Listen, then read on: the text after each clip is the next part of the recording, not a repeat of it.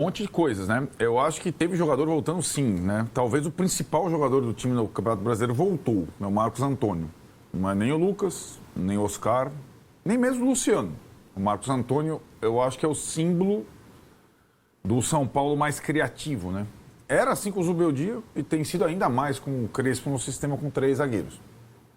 O São Paulo faz sua 4ª partida jogando bem. Foram 3 vitórias e um empate contra o Bragantino, muito. Aí o Marcos Antônio dando assistência para o Ferreirinha, que também estava machucado, também voltou, né? Na parte final do Zubeldia não tinha Marcos Antônio, não tinha Ferreirinha, etc, etc. Que tomou o 3º amarelo, né? Tomou o 3º amarelo. Aí acho que nós vamos falar da sequência. Mais para frente, o São Paulo entrou em campo com 9 pendurados, né?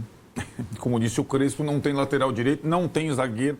Nós vamos falar do cobertor curto. O cobertor curto continua, o elenco continua curto. O São Paulo é o que menos investiu em direito federativo. A janela só fecha dia 2 de setembro. O São Paulo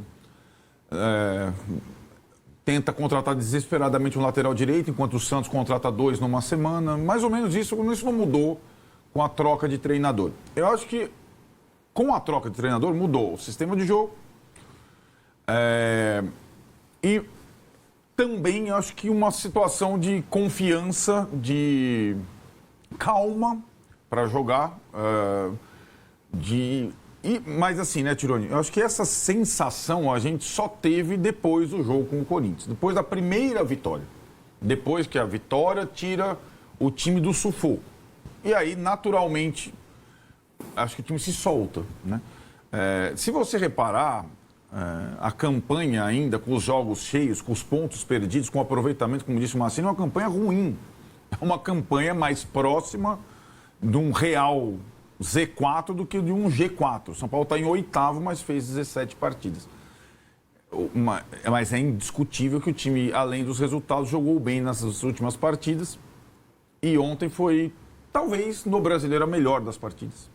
A minha dúvida era se o São Paulo, falava aqui depois do jogo com o Corinthians, conseguiria se mobilizar de tal forma como se mobiliza em jogos contra o Corinthians. O Renato, por exemplo, falou da questão da preparação para os jogos, o dia de descanso, né? O São Paulo teve, em relação ao Fluminense, um dia menos de preparação. O São Paulo não treinou para o jogo contra o Fluminense.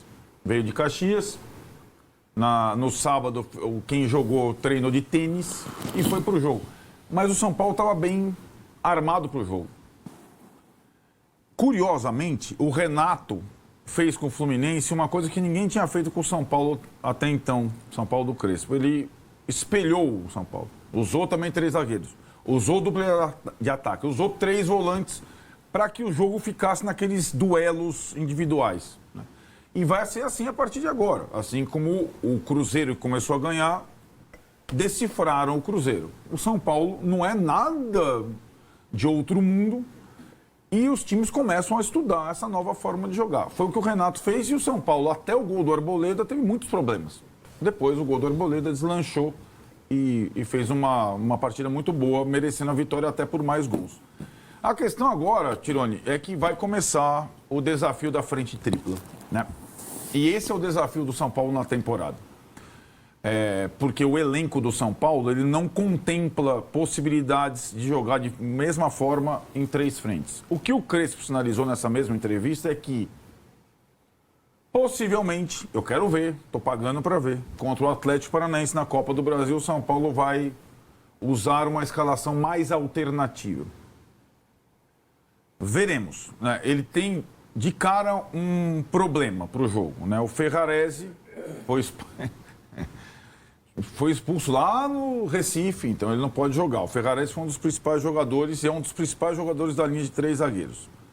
Se o Crespo quiser utilizar uma linha de 3 zagueiros contra o Atlético Paranaense, ele vai ter que usar os outros 3 zagueiros do elenco. O Arboleda, que está jogando todas, o Alan Franco, que está saindo todo o jogo sentindo, e o Sabino. E no domingo ele tem o Internacional.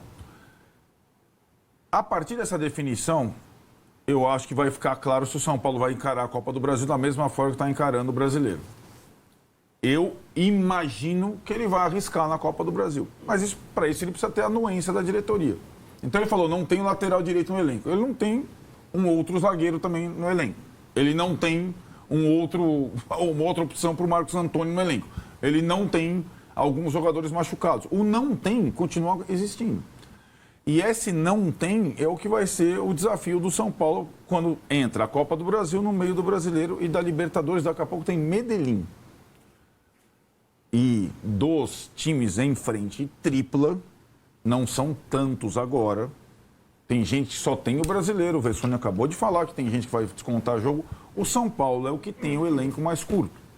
Do time que tem todo jogo, toda semana 3 jogos, o São Paulo é aquele que tem o elenco mais curto. E esse que vai ser acho que o fator limitante do São Paulo daqui para frente e é onde você vai escolher colocar os melhores. Não dá para jogar com os mesmos em todas as partidas. Para nenhum. O Felipe Luiz fala sobre isso, o Abel fala sobre isso, o Ancelotinho fala sobre isso, né? E deles, quem tem o Roger Machado, que tem um desafio parecido com o Crespo, porque o Inter também tem as suas limitações, né?